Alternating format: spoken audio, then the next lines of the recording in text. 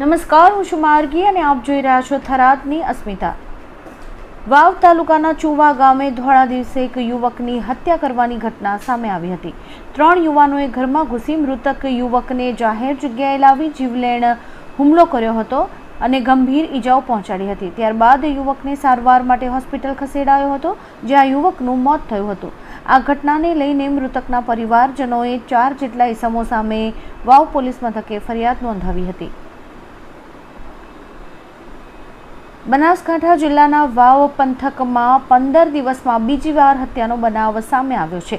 જૂની અદાવતમાં વાવ તાલુકાના ચુવા ગામે રહેતા રમણભાઈ ભીખાભાઈ ચાવડાને ગામમાં રહેતા વાલાભાઈ ઠાકરશી રબારી સાથે ઝઘડો થયેલો, તેમાં પોલીસ ફરિયાદ થતાં રમણભાઈ 1 મહિના જેટલો સમય જેલમાં રહીને પરત આવ્યા હતા।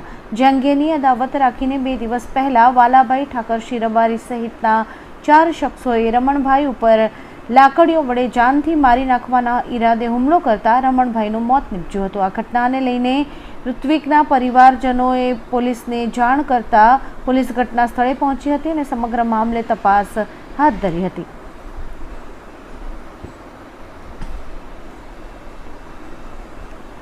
વાવ તાલુકાના ચુવા ગામમાં રહેતા રમણભાઈ ચાવડા છૂટક મજૂરી કરીને જીવન નિર્વાહ ચલાવતા હતા અને તેમને 2 વર્ષ અગાઉ ચુવા ગામના વાલાભાઈ ઠાકરશીભાઈ રબારી સાથે ઝઘડો થયેલો, જે અંગે વાલાભાઈએ પોલીસ મથકે રમણભાઈ ચાવડા વિરુદ્ધ ફરિયાદ નોંધાવી હતી અને તે બાબતે પોલીસે રમણભાઈ ચાવડાની અટકાયત પણ કરી હતી અને 1 મહિના જેટલો સમય તેઓ જેલમાં રહ્યા હતા અને થોડા સમય પહેલા જ તેઓ જામીન પર છૂટ્યા હતા। આ અંગે અદાવત રાખી અગાઉ વાલાભાઈ રબારીને મારવા બાબતે પોતાનો ઈરાદો પાર પાડવા ચુવા ગામમાં રહેતા રતનસિંહ ઠાકરશી રબારી તથા વાલાભાઈ ઠાકરશી રબારી, નીલાભાઈ મેવાભાઈ રબારી અને સુરેશભાઈ વણાભાઈ રબારીએ લાકડીઓ વડે રમણભાઈ ચાવડાને આડેધડ મરી જાય તેવી રીતે માર માર્યો હતો। શરીરે ગંભીર ઈજાઓ પહોંચાડી હતી।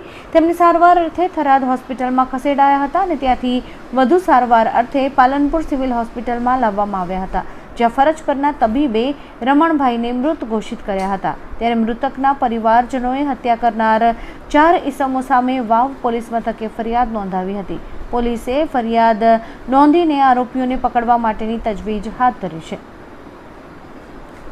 થરાદની અસ્મિતા માટે અહેવાલ મહેન્દ્ર ઓઝા।